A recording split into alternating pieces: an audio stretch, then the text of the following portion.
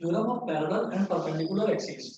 ठीक है, तो सबसे पहले पहले मैं स्टडी करूंगा इसमें theorem of perpendicular axis.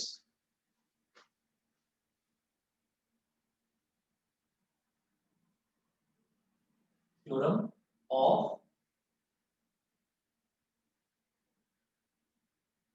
Perpendicular axis. Axis नहीं लिखेंगे, एक्सिस लिखेंगे। एक्सिस मतलब, एक्सिस का मतलब ए एक्स ई एस, एक्सिस का मतलब होता है एक्सिस का मतलब होता है कि plural form of axis. Axis की प्लूरल फॉर्म को बोल देते हैं एक्सिस। ठीक। अच्छा, तो थ्योरम ऑफ परपेंडिकुलर एक्सिस क्या है, इसका स्टेटमेंट देखिएगा। इसका स्टेटमेंट है the moment of inertia, M I लिख देता हूं मैं, the moment of inertia of a plane lamina, the moment of inertia of a plane lamina about an axis, about an axis perpendicular, the moment of inertia of a plane lamina about an axis about an axis perpendicular to its plane, perpendicular to its plane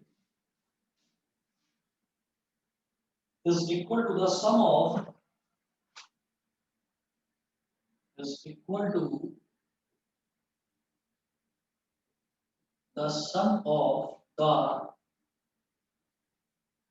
moment of inertias, sum of the moment of inertias of the lamina, of the moment of inertia of the lamina about any,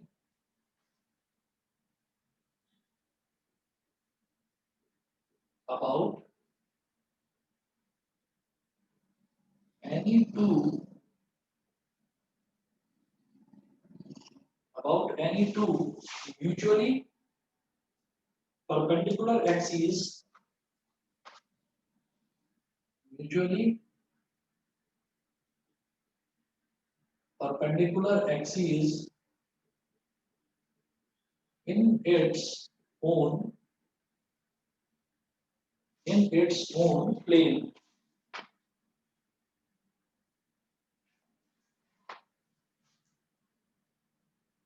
in its own plane,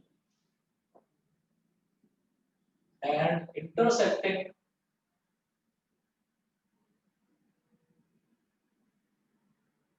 each other, and intersecting each other at the point,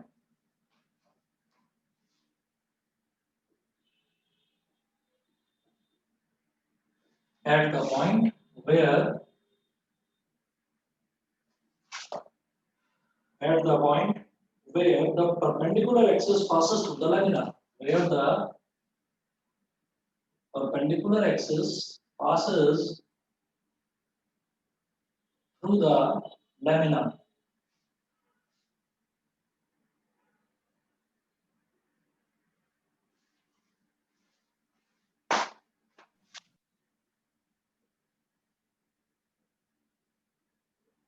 अब इसको समझिएगा, जितनी ये देखने में आपको डरावनी लग रही है उतनी डरावनी, उतनी खतरनाक ये है नहीं।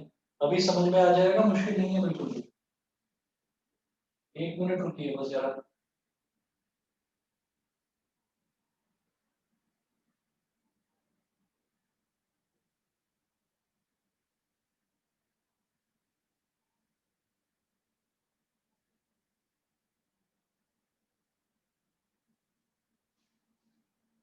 ठीक है, अब जरा देखिएगा इसको मुझे किस तरीके से करना है, ये है क्या चीज, ये देखते हैं जरा। देखो, थ्योरम ऑफ परपेंडिकुलर एक्सिस ये होती है कि अगर मान लीजिए मुझे किसी एक एक्सिस के चारों तरफ जो मोमेंट ऑफ इनर्शिया है, अगर मान लीजिए मुझे वो कैलकुलेट करना है, तो मोमेंट ऑफ इनर्शिया किस तरीके से कैलकुलेट होगा कि जिस प्लेन में मैं मोमेंट ऑफ इनर्शिया कैलकुलेट करना चाहता हूँ, उस प्लेन में कोई भी दो ऐसे, कोई भी दो परपेंडिकुलरली परपेंडिकुलर एक्सिस हो, उनके अक्रॉस जो भी मोमेंट ऑफ इनर्शिया होगा उनका सम वो उसके बराबर होगा। अब किसके बराबर होगा, क्या होगा, जो मैंने अभी आपको जो बोला है ओरली, वो शायद कुछ भी समझ में नहीं आया होगा। मैं अभी इसका एक छोटा सा प्रूफ करके दिखाता हूँ जो कि बड़ा इंपॉर्टेंट है, और एग्जाम में या तो थ्योरम ऑफ परपेंडिकुलर एक्सिस पूछा जाता है या थ्योरम ऑफ पैरेलल एक्सिस पूछा जाता है। और अगर नहीं पूछा जाएगा तो जो भी मोमेंट ऑफ इनर्शिया डिराइव करने के लिए आते हैं उसमें पैरेलल एक्सिस और परपेंडिकुलर एक्सिस का यूज ना हो, ऐसा हो नहीं सकता। ठीक है ना, दोनों में से किसी ना किसी एक थ्योरम का यूज जरूर होता है। सबसे इंपॉर्टेंट थ्योरम है ये मोमेंट ऑफ इनर्शिया के केस में। ठीक, अब जरा आप देखिएगा, नहीं समझ में आएगा किसी भी बच्चे को तो प्लीज मेरे से पूछना आप।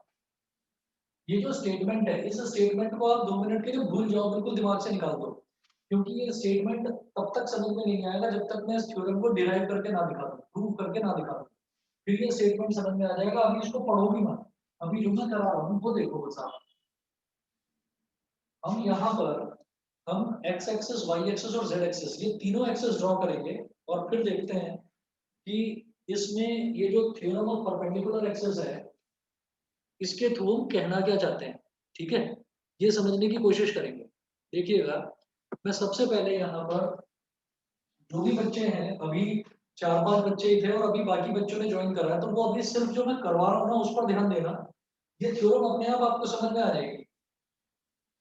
देखिए, मैंने बोला यहाँ तो है z एक्सिस, यहाँ है y एक्सिस और यहाँ फ्रंट में है x एक्सिस। ठीक है, x एक्सिस, y एक्सिस और z एक्सिस, ये हमने 3 एक्सिस बना ली। और अब मैं क्या करने वाला हूँ इसमें, अब इसमें हम ये करेंगे कि जैसे x एक्सिस है और y एक्सिस है, तो x y प्लेन में, x y प्लेन में मतलब x एक्सिस और y एक्सिस की हेल्प से मैं एक प्लेन बनाऊंगा।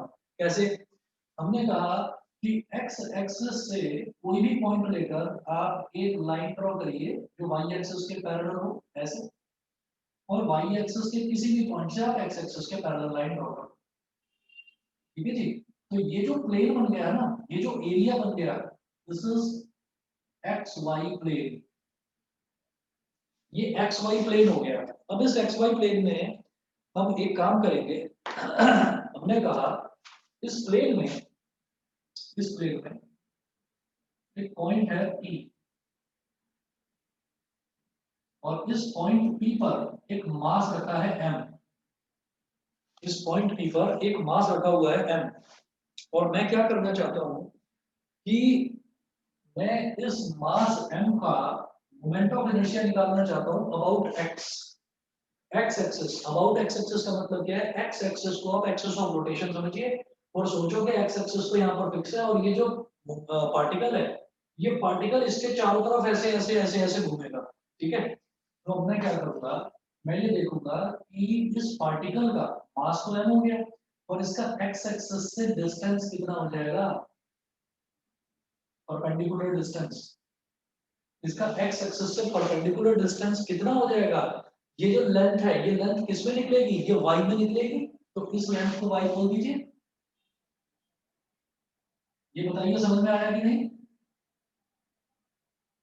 भाई। अगर यस सर। अगर मैं एक पॉइंट है उस पॉइंट का परपेंडिकुलर डिस्टेंस निकालता हूँ x में, तो आप ये देखिए ये वाला डिस्टेंस कौन सा है, ये जो हॉरिजॉन्टल होता है ये तो y होता है ना, y कोऑर्डिनेट, तो ये y वाला नहीं हो गया। तो अगर मैं x एक्सिस के चारों तरफ मोमेंट ऑफ इनर्शिया निकालूंगा तो वो क्या हो जाएगा, वो हो जाएगा m इंटू वाई का स्क्वायर। मोमेंट ऑफ इनर्शिया क्या होता है, mass into square of perpendicular distance from the axis of rotation. ठीक है, तो यहाँ पर हम ये कहेंगे कि moment of inertia mi of particle about x axis, x axis के अबाउट अगर मैं इसका मोमेंट ऑफ इनर्शिया निकालूं तो वो क्या आ जाएगा,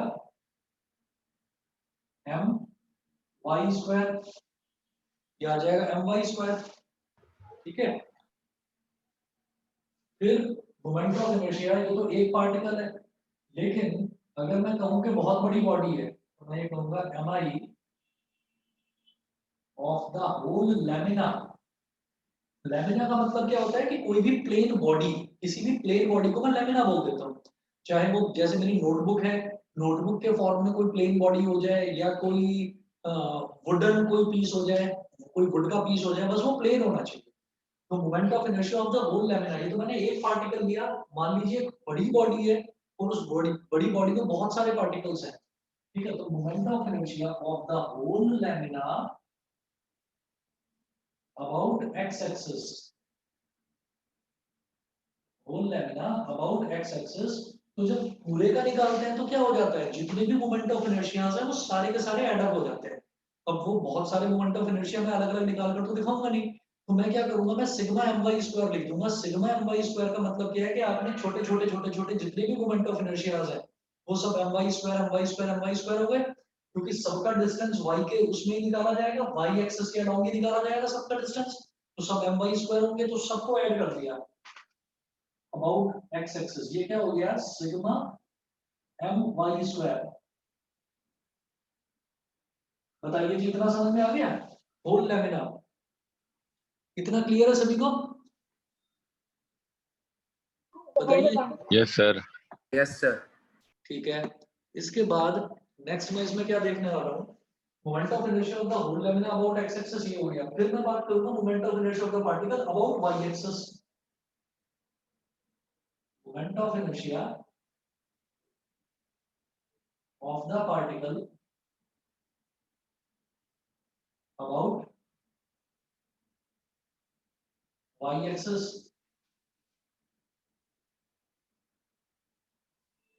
वाई एक्सिस के अबाउट क्या हो जाएगा मोमेंट ऑफ इनर्शिया, वो देखिएगा, ये हो जाएगा जब मैं y के अबाउट निकालूंगा, मतलब ऐसे, तो अगर मैं y पर एक परपेंडिकुलर डिस्टेंस देखता हूँ तो बेटा ये किसके अलाउंग हो जाएगा, ये x एक्सिस के अलाउंग हो जाएगा। तो ये वाला डिस्टेंस क्या हो गया, ये वाला डिस्टेंस x हो गया, तो ये हो जाएगा M X square.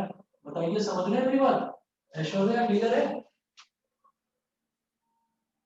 Yes sir. ठीक है, मोमेंट ऑफ इनर्शिया अब निकालूंगा होल लैमिना का, moment of inertia of the whole lamina about y axis.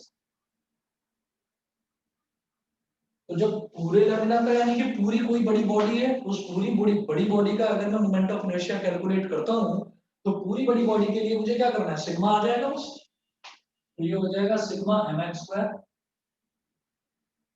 Sigma M X square हो गया। ठीक है, चलिए जी, ये जो आया इसको इक्वेशन 1 बोलिए, ये जो आया इसको इक्वेशन 2 बोलिए। ठीक है, अब ये करने के बाद में मैं एक चीज जान चुका हूं कि ये y एक्सिस है, ठीक है, ये y है, ये वाली लेंथ x है, तो एक तरह से देखा जाए तो ये तो एक पैरेललोग्राम बन गया ना, तो अगर ये x है तो ये भी तो x होगा, सिमिलरली ये y है तो ये भी तो y होगा। तो आप ये देखिए, जब यहाँ 90 डिग्री का एंगल है तो ये वाला एंगल भी 90 डिग्री। तो अगर मैं ये वाली लेंथ निकालना चाहूँ तो ये क्या हो जाएगी, बाई पाइथागोरस थ्योरम, ये बेस का स्क्वायर प्लस परपेंडिकुलर का स्क्वायर, ये r हो गया। इसको मैं r को क्या बोल सकता हूँ, इस r को मैं क्या बोल सकता हूँ, by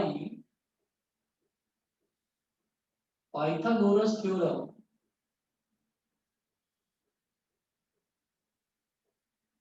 by Pythagoras theorem r square is equal to x square plus y square. बताइए बेटा, ये चीज क्लियर है सभी को, r square is equal to x square plus y square. Milan, ये क्लियर है? Yes sir. एकांश बताइए। Yes sir. ठीक है, Anushtha, yes sir. R square is equal to X square plus Y square, तो समझ में आ गया, जब ये x है तो ये भी x और ये y है, और दोनों के बीच में 90 डिग्री का एंगल, पाइथागोरस थ्योरम लग गई। अब ये करने के बाद में हम एक चीज समझना चाहते हैं यहाँ पर, ये जो मैंने आपको ये x और y थोड़ा टेढ़ा करके दिखा रखा है, इस टेढ़े का मतलब क्या है, इसका मतलब सीधा सीधा ये है कि ये मैंने किस तरीके से थोड़ा टेढ़ा करके दिखा रखा है, इसका मतलब ये है कि ये प्लेन ऐसे है, ये प्लेन इस तरीके से है x और y, क्योंकि x कहां पर है, x है फ्रंट में आगे की तरफ, जो आगे की तरफ है वो x है और जो राइट की तरफ है वो y है। तो इसका मतलब ये जो डायग्राम बन रहा है कि यहाँ बन रहा है इस प्लेन पर, जिसको मैंने थोड़ा ऐसे टिल्टेड करके दिखा रखा है। तो इससे इससे मैं क्या समझाना चाह रहा हूँ कि अगर ये जो r है, ये r यहाँ पर xy प्लेन में है, और मैं z एक्सिस के चारों तरफ अगर मैं निकालना चाहूँ मोमेंट ऑफ इनर्शिया, तो ये r जो है ये इस तरीके से घूमेगा z के चारों तरफ। बताइए, मेरी बात समझ में आती है? Yes sir. नहीं आता है तो मैं दोबारा बताता हूँ। हम ये कहते हैं कि ये जो r है, ये r यहाँ पर एक्स वाई एक्सिस में है, ठीक है। और अगर मैं z एक्सिस के चारों तरफ निकालना चाहूँ तो मैं सिर्फ x एक्सिस वाला कंपोनेंट ले लूँ, वो भी ठीक नहीं। मैं सिर्फ y एक्सिस वाला कंपोनेंट ले लूँ, वो भी ठीक नहीं। तो r जो है वो क्या है, वो x और y के रिजल्टेंट की डायरेक्शन है जो हमने ये निकाला है r। तो r जो है वो z के चारों तरफ इस तरह से घूमेगा, z के चारों तरफ इस तरह से घूमेगा r, क्योंकि वो x में भी है और वो y में भी है, वो इस तरह से घूम रहा है। तो हमने कहेंगे कि mi of a particle about z axis के अबाउट क्या हो जाएगा, mr स्क्वायर। z एक्सिस के अबाउट हो जाएगा mr स्क्वायर, क्योंकि ये r ऐसे है, ये r z के चारों तरफ ऐसे घूमेगा, ठीक है। ये पार्टिकल m है तो इसका z से डिस्टेंस ये r हो गया, तो ये इस तरीके से घूमेगा। तो अब टोटल पूरे होल लेमिना का निकालेंगे तो mi of the whole lamina about z axis is equal to sigma M R square, ठीक है। सिग्मा एम, इसको बोल दीजिए इक्वेशन नंबर 3। सिग्मा एम और आर स्क्वायर की जगह लिखिए X square plus Y square is equal to sigma M X square plus sigma M Y square is equal to M I about sigma M X square क्या था, M I about Y axis, M I about Y axis, और sigma M Y square क्या था, M I about X axis, M I about X axis, ठीक। तो देखिएगा इसमें ना ये समझाना चाह रहे हैं हम कि अगर मान लीजिए मैं किसी भी एक्सिस के अबाउट, अगर मैं किसी भी एक्सिस के about moment of inertia calculate करना चाहता हूँ, किसी भी एक्सिस के अबाउट अगर मान लीजिए मैं मोमेंट ऑफ इनर्शिया कैलकुलेट करना चाहता हूँ, और मेरा जो प्लेन है वो मतलब जो भी पार्टिकल है वो पार्टिकल मेरा एक्स वाई प्लेन में है मान लीजिए, तो एक्स वाई प्लेन में है तो मैं एक ऐसी एक्सिस परपेंडिकुलर एक्सिस, मैं थ्योरम ऑफ परपेंडिकुलर एक्सिस की बात करता हूँ, तो मैं एक ऐसी एक्सिस के अबाउट मोमेंट ऑफ इनर्शिया निकालना चाहता हूँ जो कि एक्स और वाई दोनों के परपेंडिकुलर हो। तो एक्स और वाई दोनों के परपेंडिकुलर एक्सिस कौन सी है, Z axis. Z axis x और वाई दोनों के परपेंडिकुलर है। तो हम क्या करेंगे, हम एक्स एक्सिस के अबाउट मतलब जिसमें वो प्लेन में, जिस प्लेन में वो पार्टिकल पड़ा हुआ है ना, वो पार्टिकल किस प्लेन में पड़ा हुआ है, वो पार्टिकल पड़ा हुआ है एक्स वाई प्लेन में। तो जिस प्लेन में वो पार्टिकल पड़ा हुआ है उस प्लेन के कोई भी दो परपेंडिकुलर एक्सिस ले लो। हमने कहा कि ये एक्स वाई प्लेन में पड़ा हुआ है तो एक्स वाई प्लेन में दो परपेंडिकुलर एक्सिस एक्स एक्सिस और वाई एक्सिस ही होती है। मैं जानता हूं कि एक्स एक्सिस और वाई एक्सिस आपस में परपेंडिकुलर होती है, 90 डिग्री का एंगल बनाती है, ठीक है। तो एक्स एक्सिस के अबाउट मोमेंट ऑफ इनर्शिया निकाला, क्या आ गया, sigma M Y square. Y axis के अबाउट मोमेंट ऑफ इनर्शिया निकाला, क्या आ गया, सिग्मा एम एक्स स्क्वायर। ठीक, उन दोनों को ऐड कर देंगे तो वो इसके मोमेंट ऑफ इनर्शिया के बराबर हो जाएगा। इसके, एक उस एक्सिस के जो इस प्लेन के परपेंडिकुलर है, समझ गए। तो अगर किसी भी कोई भी बॉडी मेरे को दे रखी है और मेरे को बता रखा है कि वो एक्स और वाई, वो एक्स वाई प्लेन में पड़ी हुई है वो बॉडी, और आपसे ये बोला जाए कि आप जेड एक्सिस के अबाउट मोमेंट ऑफ इनर्शिया निकालिए, तो जेड एक्सिस के अबाउट मोमेंट ऑफ इनर्शिया कैसे निकलेगा, बॉडी किस प्लेन में पड़ी हुई है, एक्स वाई प्लेन में, तो एक्स एक्सिस के अबाउट निकालो moment of inertia, Y axis के अबाउट निकालो मोमेंट ऑफ इनर्शिया, दोनों को ऐड कर दो, निकल गया, ठीक है। मैं दोबारा बताता हूँ, अब देखिएगा, अब शायद ये डेफिनेशन भी समझ में आ जाएगी। ठीक, देखो क्या है, the moment of inertia of a plane lamina about an axis perpendicular to its plane, perpendicular to its plane. यहाँ पर पार्टिकल कहाँ पड़ा हुआ था, एक्स वाई प्लेन में, यानी कि परपेंडिकुलर टू इट्स प्लेन। तो मैं एक पार्टिकल हूँ, मैं एक्स वाई प्लेन में पड़ा हुआ हूँ, तो मेरे प्लेन के परपेंडिकुलर एक्सिस कौन सी हो गई, जेड एक्सिस। जेड एक्सिस एक ऐसी एक्सिस हो गई जो x पर भी परपेंडिकुलर है और y पर भी परपेंडिकुलर है, इसका मतलब वो xy प्लेन पर परपेंडिकुलर है। The moment of inertia of a plane lambda about an axis perpendicular to its plane, यानी कि xy plane के perpendicular is equal to the sum of the moment of inertias of the lambda about any two mutually perpendicular axes in its own plane. In its own plane मतलब जिस plane में body पड़ी हुई है, तो body किस plane में पड़ी हुई है? बॉडी पड़ी हुई है xy प्लेन में। xy प्लेन में हम कोई नई परपेंडिकुलर एक्सिस ढूंढे, वो तो बेवकूफी होगी। सीधे सीधे समझो, xy प्लेन में दो परपेंडिकुलर एक्सिस कौन कौन सी होंगी? एक x एक्सिस और एक y एक्सिस। x एक्सिस के अबाउट निकालो moment of inertia, y axis के अबाउट निकालो मोमेंट ऑफ इनर्शिया, दोनों को ऐड कर दो, बन गया आपका थ्योरम ऑफ परपेंडिकुलर एक्सिस। बताइए, ये समझ में आ गया सभी बच्चों को? थोड़ा बहुत क्लियर है? ठीक है, थोड़ा बहुत क्लियर है। अगर थोड़ा बहुत भी समझ में आ गया है तो आगे की चीजें अभी इसकी कुछ एप्लीकेशंस करेंगे, उसमें समझ में आएंगी अभी। ठीक, फिर भी ना आए समझ में तो मेरे से आप दो दो बार तीन तीन बार कितनी भी बार पूछना, ये समझ में आना जरूरी है। अच्छा, तो हम इसको क्या बोल देंगे कि ये निकला moment of inertia about z axis, तो मैं इसको बोल दूंगा I Z. Moment of inertia about y axis, इसको मैं बोल दूंगा I Y. Moment of inertia about x axis, इसको मैं बोल दूंगा आई एक्स। तो I Z is equal to I Y plus I X. सीधी सीधी बात है, अगर मान लीजिए कोई ऑब्जेक्ट, कोई पार्टिकल या कोई प्लेन लेमिना अगर वो ZX प्लेन में पड़ा हुआ होता, तो Z एक्सिस के अबाउट मोमेंट ऑफ इनर्शिया निकालें, X एक्सिस के अबाउट मोमेंट ऑफ इनर्शिया निकालें, दोनों को ऐड कर दें, तीसरा कौन सा बचा परपेंडिकुलर? Y वाला, तो वो Y वाले के इक्वल हो जाएगा। ठीक है, तो ZX प्लेन में अगर कोई पार्टिकल पड़ा हुआ है, तो ZX प्लेन के परपेंडिकुलर कौन सा बचा? Z हो गया, X हो गया, ZX प्लेन, तो बचा क्या? Y। तो Y एक्सिस के अबाउट मोमेंट ऑफ इनर्शिया क्या होगा? Z वाला moment of inertia plus X वाला मोमेंट ऑफ इनर्शिया, दोनों को ऐड कर दो, वो Y वाले के बराबर हो जाएगा। This is called theorem of perpendicular axis. उसके बाद अगला देखेंगे theorem of parallel axis. Theorem of parallel axis देखते हैं।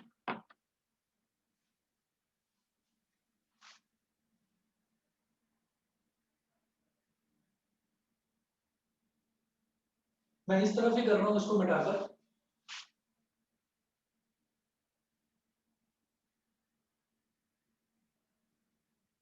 ईशान समझ में आ गया ये?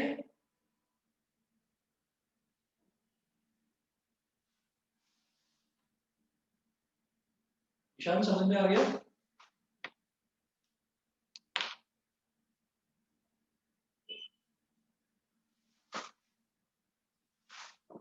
अगला देखिएगा,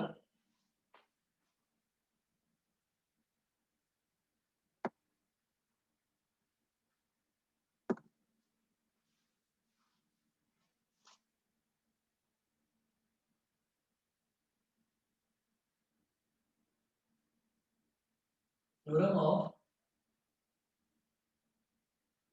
पैरेलल एक्सिस। अब पैरेलल एक्सिस थ्योरम देखेंगे। पैरेलल एक्सिस थ्योरम क्या है? The moment of inertia of a body about any axis. इसका statement,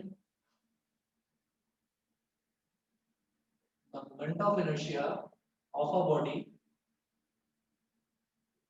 about any axis, moment of inertia of a body about any axis is equal to its moment of inertia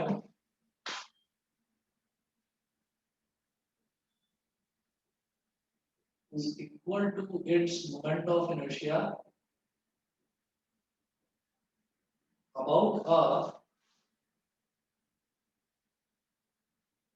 parallel axis, about a parallel axis through its center,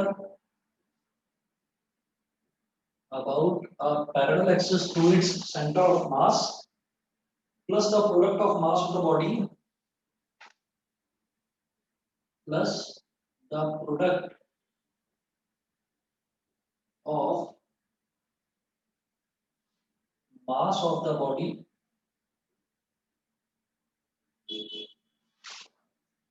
and square of the and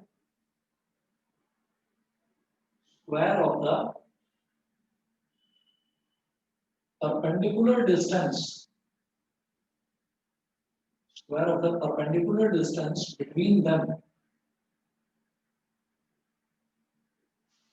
square of the perpendicular distance between them, या लिख लीजिए between the two parallel axes,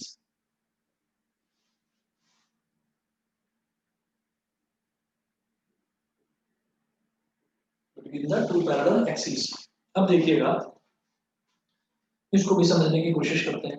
अभी थोड़ी देर के लिए definition छोड़ दीजिए, इसका प्रूफ देखेंगे।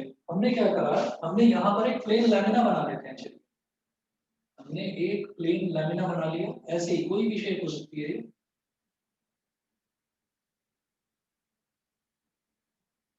आप ये मान लीजिए कोई वुडन प्लेन बोर्ड है, इस तरीके का, ऐसी शेप का कोई वुडन प्लेन बोर्ड है। और अब इसमें हम क्या करते हैं कि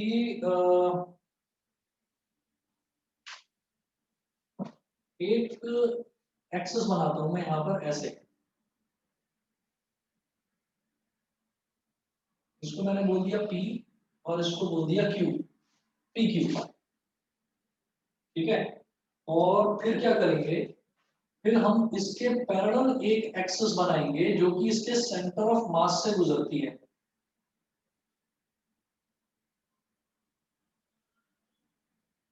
इसके पैरेलल एक एक्सेस हमने बनाई जो कि इसके सेंटर ऑफ मास से गुजरती है, और इसको मैं बोल दिया आर एस। सेंटर ऑफ मास को सी बोलते हैं, इसको मैंने बोल दिया आर एस, आर एस। और पार्टिकल जो है, पार्टिकल यहाँ पर है, पार्टिकल एम वो यहाँ पर है,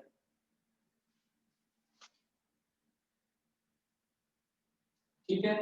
अब मैंने बोला कि ये जो एक्सेस है पी क्यू, पी क्यू, और ये जो सेंटर ऑफ मास से पास होने वाली एक्सेस है आर एस, इन दोनों के बीच में जो डिस्टेंस है वो है डी, और सेंटर ऑफ मास और इस पार्टिकल, दोनों के बीच में डिस्टेंस है x, ठीक है। इन दोनों के बीच में डिस्टेंस x है। तो अब आप ये देखिएगा, मैं दोबारा आपको समझाता हूँ कि मुझे क्या करना है। मुझे एक ये एक्सिस है PQ, मुझे इस PQ एक्सिस के अबाउट, मतलब इस PQ एक्सिस को एक्सिस ऑफ रोटेशन मानकर इस ये जो मेरे को दे रखा है ना ऑब्जेक्ट, इस ऑब्जेक्ट को ऐसे घुमाना है। तो आप ये देखिएगा कि मेरे पास एक्सिस है PQ, इस PQ एक्सिस के अबाउट मुझे मोमेंट ऑफ इनर्शिया निकालना है। फिर ये C का मतलब क्या है, सेंटर ऑफ मास। तो हम क्या करेंगे, हम सेंटर ऑफ मास से एक एक्सिस ऐसी ड्रॉ करेंगे, एक स्ट्रेट लाइन ऐसी ड्रॉ करेंगे जो इस एक्सिस के पैरेलल हो। मुझे ये करना है। अभी डेफिनेशन छोड़ दीजिए, आप डेफिनेशन पर आऊंगा, वो सारी चीज समझ में आएगी। तो मैंने क्या करा, मुझे PQ के अबाउट मोमेंट ऑफ इनर्शिया निकालना है, और मैंने PQ के पैरेलल एक ऐसी एक्सिस ड्रॉ करी जो कि सेंटर ऑफ मास से होकर गुजरती है, ठीक। और अब जब मैं मोमेंट ऑफ इनर्शिया कैलकुलेट करूंगा तो किसी पार्टिकल का तो कैलकुलेट करूंगा, वैसे मुझे मालूम है मैं इस पूरे ऑब्जेक्ट का मोमेंट ऑफ इनर्शिया कैलकुलेट कर रहा हूँ, लेकिन हम स्टार्टिंग एक छोटे पार्टिकल से करते हैं, उसके बाद में सिग्मा लगा देते हैं। जैसे यहाँ पर भी एक छोटे पार्टिकल एम से करी थी स्टार्टिंग, और फिर सिग्मा लगा दिया था कि पूरे लेमिना के लिए, पूरी बॉडी के लिए, ठीक। तो इसी तरीके से यहाँ पर ये पूरी बॉडी है, ठीक है ना। तो मैंने कहा कि यहाँ पर एक ऑब्जेक्ट है, एक छोटा सा पॉइंट ऑब्जेक्ट है, और उसका मास है m। तो मैं इसके अबाउट मोमेंट ऑफ इनर्शिया निकालूंगा। तो m इंटू डिस्टेंस क्या हो गया, x प्लस डी का होल स्क्वायर, ठीक। तो हम ये कहेंगे मोमेंट ऑफ इनर्शिया, मैं इस तरफ कर रहा हूँ बेटा ये मिटाकर,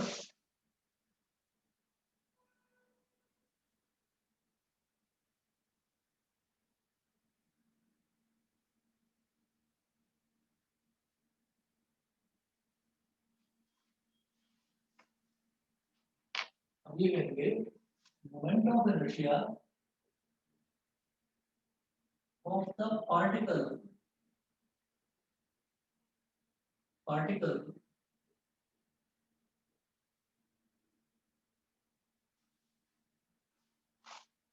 moment of inertia of the particle moment of inertia of the particle with mass m about the axis, moment of inertia of the particle with mass m about the axis pq, about the axis pq is equal to, ये क्या हो जाएगा moment of inertia इस particle का मास m का, ये इस pq से कितने डिस्टेंस पर है, x प्लस d का डिस्टेंस है इससे, और पार्टिकल का मास क्या है m, तो मोमेंट ऑफ इनर्शिया क्या होता है, मास इनटू डिस्टेंस का स्क्वायर, तो mass m into x plus d का होल स्क्वायर, और फिर मैं लिखूंगा moment of inertia of the whole lamina,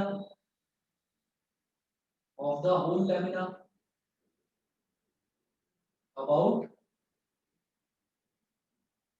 PQ, PQ के अबाउट अगर मैं निकालूं पूरे लैमिना का तो वो क्या हो जाएगा, sigma m into X plus D का होल स्क्वायर,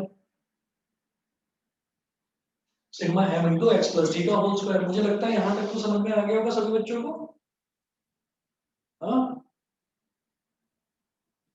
अब Yes, sir. हाँ जी, अब इसमें क्या करेंगे, ये हो गया sigma as it is, sigma m as it is, और x प्लस डी का होल स्क्वायर, इसको मैं क्या बोल सकता हूँ, X square plus D square plus 2xd, फिर इसको एक्सपेंड करो, ये हो जाएगा sigma mx square plus sigma md square plus sigma 2mxd। सबको दिखाई दे रहा है कॉर्नर तक, नहीं, एक मिनट,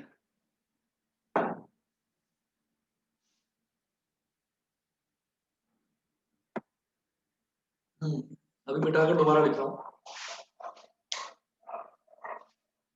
कोई भी चीज नहीं दिखाई दिया करे या कोई भी चीज ना समझ में आया करे, आप लोग पूछ लिया करो, सारे चुप बैठे रहते हो। प्लस सिग्मा 2mxd, ये हो गया, ठीक है। अब जरा देखिएगा, ये जो हमने करा है इसमें मैं ये कह सकता हूँ कि सेंटर ऑफ मास से जो एक्सेस गुजर रही है ना बेटा, सेंटर ऑफ मास से जो एक्सेस गुजर रही है वो RS है, ठीक है। तो अगर मैं इस मास का अगर मैं मोमेंट ऑफ इनर्शिया निकालता तो इसका RS के अबाउट अगर मैं निकालता तो ये क्या हो जाता, mx स्क्वायर, ठीक है। तो हम ये कहेंगे और mi about the axis RS passing through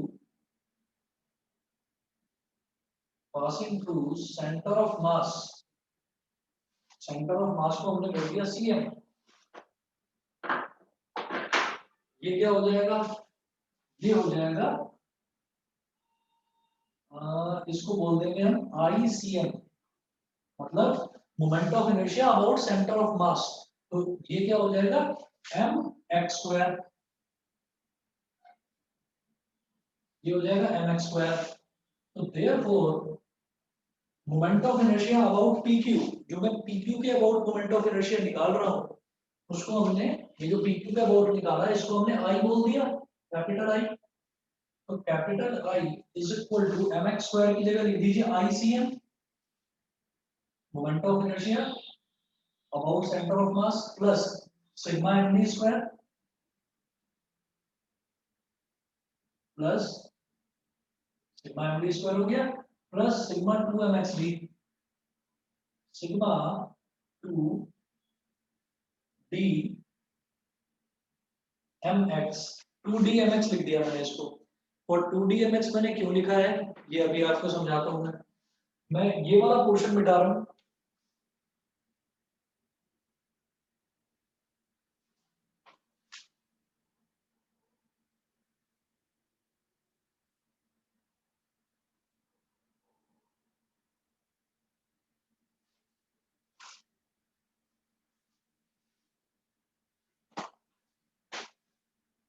देखिए यहां पर ये जो मोमेंट ऑफ इनर्शिया I निकला, I हो जाएगा I is equal to ICM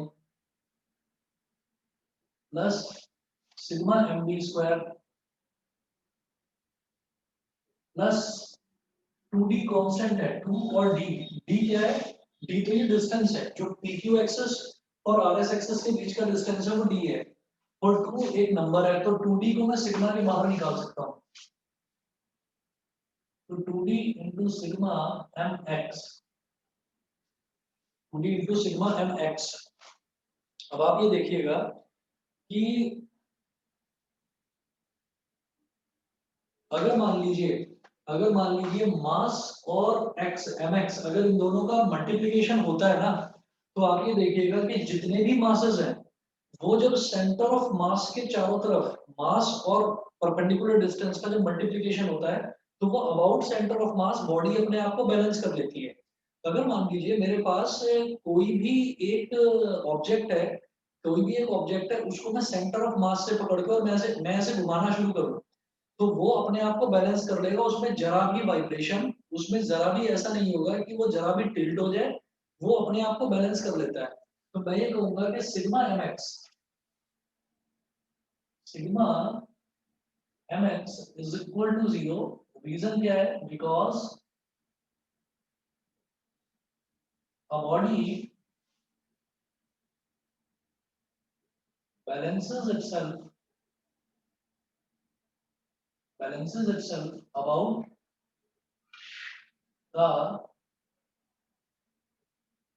the center of mass. A body balances itself about the center of mass, क्योंकि सेंटर ऑफ मास से उसका डिस्टेंस है x, ठीक है। तो ऐसे जितने भी पार्टिकल्स होंगे जो सेंटर ऑफ मास के चारों तरफ हैं, तो mass into perpendicular distance from the centre of मास, ठीक, तो वो जो डिस्टेंस होगा ना वो अपने आप को बैलेंस कर लेगा कि जितना यहाँ पर होगा, जितना m इंटू एक्स यहाँ पर होगा उतना ही m इंटू एक्स यहाँ पर होगा। तो अब जैसे मैं pq की बात करूं तो pq की अगर हम बात करें तो इधर तो ज्यादा मास है कंसेंट्रेटेड और इधर कम मास कंसेंट्रेटेड है। आप देख रहे हैं ना pq कहाँ पर है, ये थोड़ा कॉर्नर में है और rs बीच में है।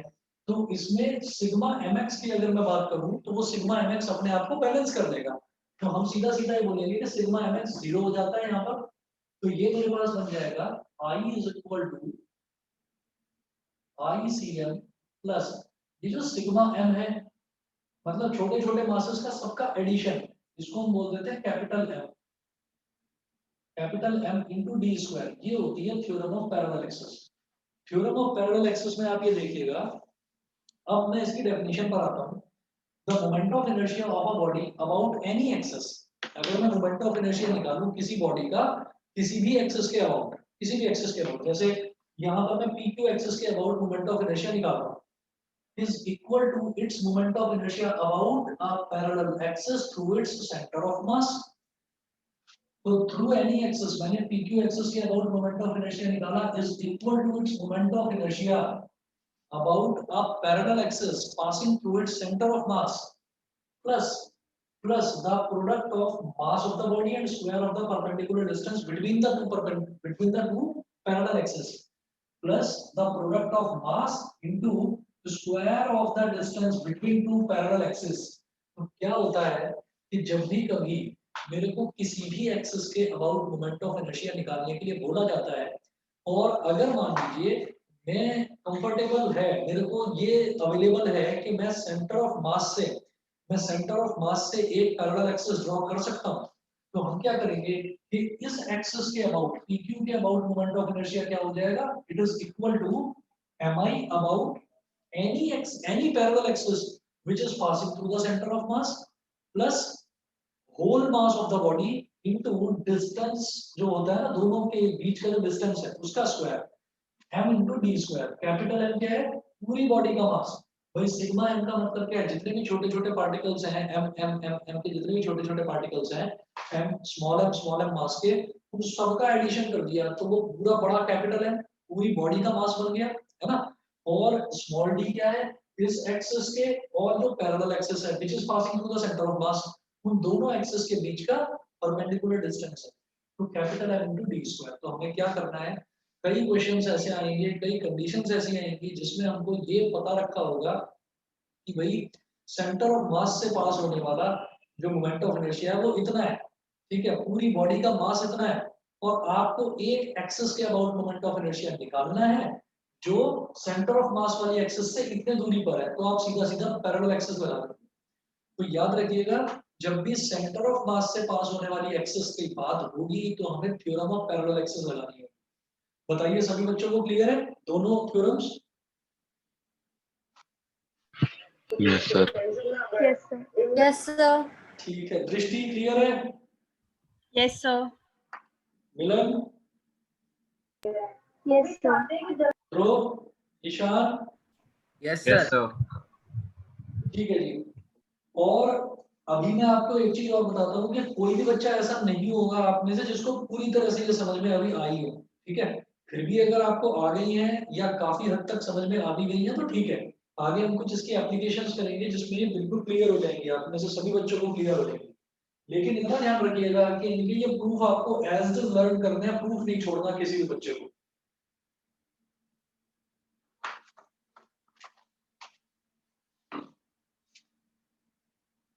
अब देखिएगा, अब हम क्या करेंगे, अलग अलग बॉडीज का मोमेंट ऑफ इनर्शिया कैलकुलेट करेंगे।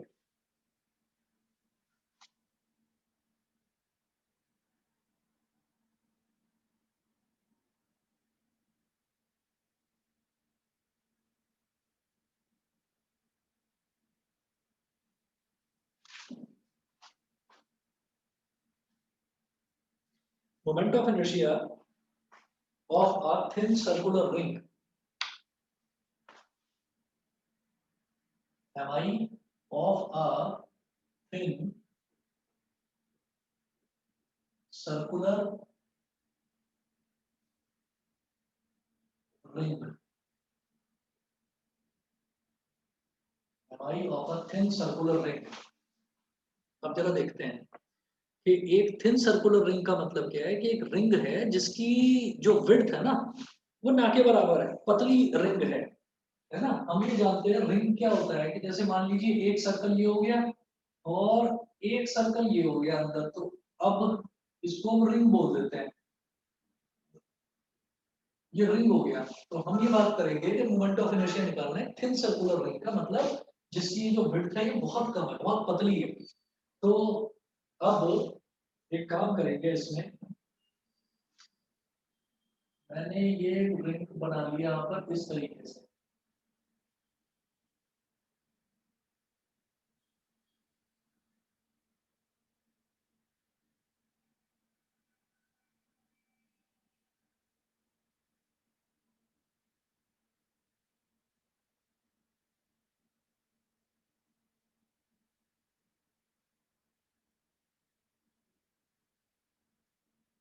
y y डैश, ठीक है? ये हो गया सेंटर O, और यहां से लेकर और यहां तक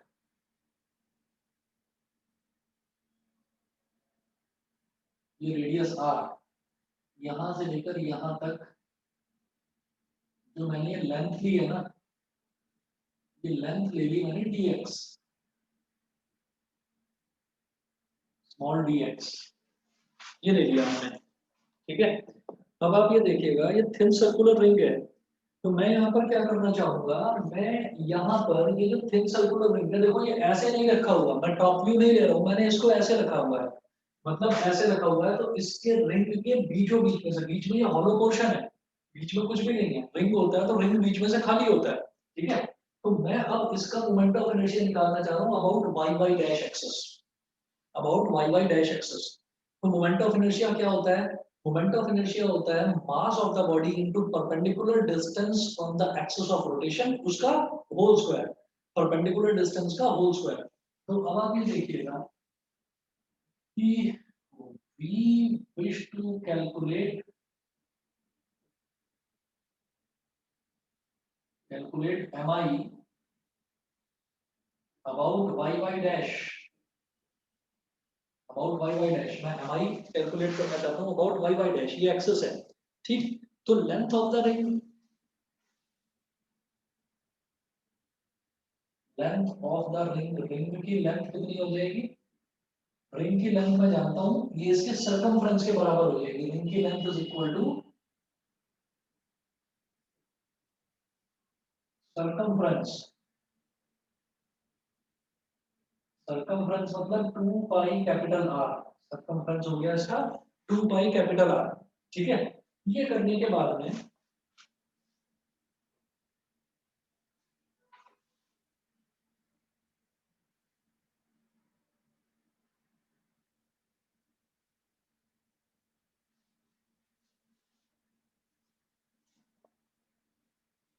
फिर हमसे ये कहा जाए मास पर यूनिट लेंथ, ये तो पूरी रिंग की लेंथ हो गई।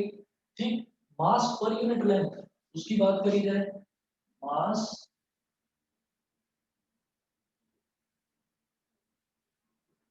Per unit length. ठीक है, पूरी रिंग का मास कैपिटल एम था, तो पर यूनिट लेंथ का मतलब क्या हो गया, टोटल लेंथ उसकी 2 पाई आर है। हमने लिखा मास of the ring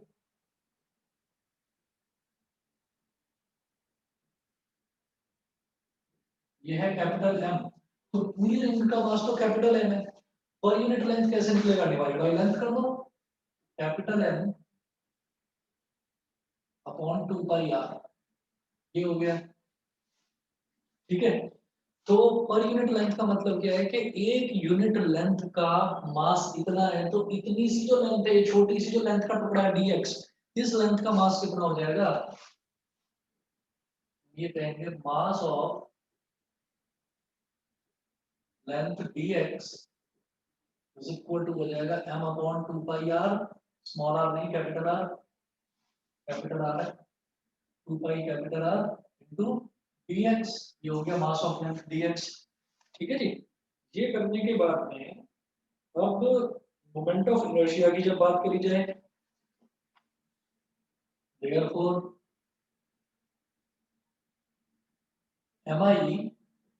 mi of small elemental length, small elemental length, small elemental length कौन सी है, ये छोटी सी लेंथ जो है dx about y dash, dx about y dash क्या हो जाएगा, ये हो जाएगा मास इनटू मास कितना था, छोटी सी टुकड़े का मास कितना था m अपॉन 2 पाई r, भाई टोटल मास कैपिटल है, टोटल लेंथ कितनी 2 पाई r, तो total mass upon total length क्या हो गया, मास पर यूनिट लेंथ, मतलब एक यूनिट की मास कितना हो गया m अपॉन 2 पाई r, तो ये जो छोटी सी लेंथ है dx, इसका मास कितना हो जाएगा m अपॉन 2 पाई, जब एक यूनिट लेंथ का मास इतना है, तो dx लेंथ का मास कितना हो जाएगा m into 2 pi r into dx, normal unitary method है। ठीक, उसके बाद मैं ये कहूंगा कि mi moment of inertia of small elemental length dx, जो ये छोटा सा लेंथ है dx, सिर्फ इसका अगर मैं मोमेंट ऑफ इनर्शिया निकालूं, तो इसका मास m upon 2 pi r into dx, और डिस्टेंस कितना है r square, capital r square, तो di कितना हो गया m, और कैपिटल R स्क्वायर को अंदर ले लीजिए, m capital R square upon 2 pi capital R into dx, capital R से एक कैपिटल R कट गया, तो di is equal to mr upon 2 pi into dx। अब जब मैं पूरे के लिए इंटीग्रेट करूंगा, मैं पूरा मोमेंट ऑफ इनर्शिया निकालना चाहता हूं, तो हम ये कहेंगे टोटल mi क्या हो जाएगा, i is equal to integration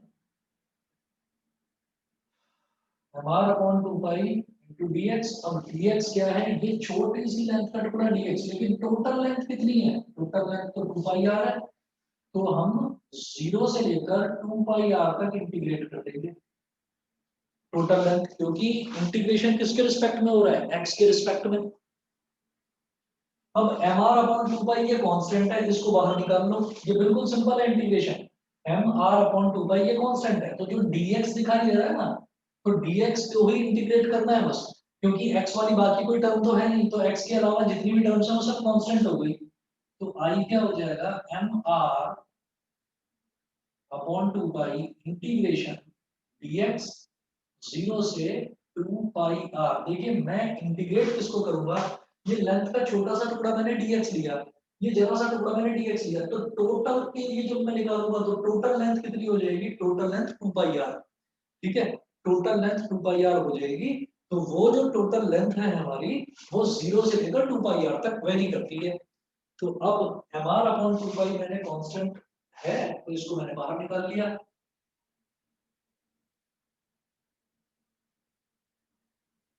तो ये हो गया M R upon 2 pi I is equal to M R upon 2 pi. अब अगर मैं केवल इस dx की बात करूं तो जब मैं इसको इंटीग्रेट करूंगा तो ये x हो जाएगा। dx का इंटीग्रेशन x होता है बस, ठीक है। अच्छा तो 0 से 2 पाई आर, 0 से 2 pi R is equal to M R upon 2 pi. अब वैल्यू डालो, पहले x की जगह 2 पाई आर आएगा, अपर लिमिट आ गया पूरा x की जगह माइनस, अब x की जगह 0 आ जाएगा माइनस 0। तो ये क्या हो गया M R upon 2 pi multiplied by 2 pi R. अब देखिए 2 पाई से 2 पाई कट गया तो ये क्या आ गया एम आर स्क्वायर। तो मोमेंट ऑफ इनर्शिया एक सर्कुलर रिंग का क्या आ गया M R square about an axis which is passing through its center। बताइए जी इतना क्लियर है सभी बच्चों को? इतना सबको क्लियर है? Yes, sir. Yes, ठीक है? sir. Yes, sir. Yes, sir. ठीक है जी। अब इतना आप नोट करके रखिएगा और इसके बाद में नेक्स्ट जो है नेक्स्ट क्लास कोई भी बच्चा मिस ना करे, बल्कि आगे की 3-4 क्लास मिस ना करे कोई भी बच्चा, क्योंकि मैं आगे की जितनी भी क्लासेस है सब में परपेंडिकुलर एक्सेस और पैरेलल एक्सेस उन सबका यूज है उसमें। और ये जो मोमेंट ऑफ इनर्शिया अब हम निकालना शुरू करेंगे ना, ये वो डेरिवेशन वाला पोर्शन है। अब तक हमने जो करा इसमें चैप्टर में वो काफी कुछ थ्योरेटिकल पोर्शन था, लेकिन अब जितने भी पोर्शन है वो सारा डेरिवेशन बेस्ड पोर्शन है जो कि एग्जाम में 101% पूछा जाता है। ठीक, तो इसमें जैसे ये टॉपिक है ये भी पूछा जा सकता है। मोमेंट ऑफ इनर्शिया जो भी हमने निकाला, theorem of perpendicular axis, theorem of parallel axis, वो पूछा जाता है। तो इसमें कोई भी चीज छोड़ने वाली नहीं है, तो इसलिए क्लास कोई भी मिस मत करना इसके आगे, ठीक है। और साथ साथ करते चलिए, कोई भी चीज इसमें ऐसी नहीं है जो पुराने किसी चीज से लिंक हो, ठीक है। तो साथ साथ इसको करते चलो आप, ठीक है बेटा। बाकी फिर नेक्स्ट क्लास में करते हैं। Thank you, sir. चलिए जी, okay Thank you, sir. Okay जी, ओके।